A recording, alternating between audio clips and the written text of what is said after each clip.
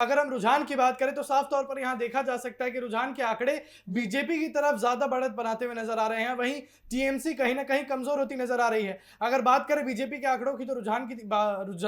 बात जी, करें तो जी। 145 का आंकड़ा निकल कर आ रहा है और टीएमसी का 103 का निकल कर आ रहा है। तो कहीं ना कहीं ये सारी चीजें कोमल ये साबित कर जाती हैं सीधे तौर पर कि पश्चिम बंगाल में शायद जो है टीएमसी का झुकाव अब कम नजर आ रहा है और बीजेपी की तरफ झुकाव जो है वो बढ़ता हुआ नजर आ रहा है। फिलहाल जो आधिकारिक आंकड़े आएंगे उसको लेकर भी चर्चा की जाएगी, लेकिन यहां पर यह कहना गलत नहीं होगा कि यहां पर पश्चिम बंगाल में बीजेपी और टीएमसी की कांटे की टक्कर देखने को मिल रही है। कांटे की टक्कर की हम बात करें, यहां पर जितनी बयानबाजियां हुई थी आज 4 मई को 12 बजे के बाद यहां पर जो है माहौल देखने वाला होगा पश्चिम बंगाल में। पूरी देश की नजरें जो है पश्चिम बंगाल में इस वक्त टिकी हुई हैं। साफ तौर पर आपको बताएं कि यहां पर 293 सीट में से 294 सीट थे, एक सीट की तो चलिए अभी वोटिंग दोबारा होनी है, लेकिन जी। 293 सीट से 249 जो सीटें हैं उनके अगर रुझान आंकड़ों की बात करें तो यहां पर बीजेपी 145 की बढ़त बनाए हुए है, वहीं टीएमसी अभी तक 103 पे सिमटी हुई नजर आ रही है और जो अन्य पार्टियां हैं उनको अभी तक एक ही सीट की जो है यहां पर बातचीत चल रही है।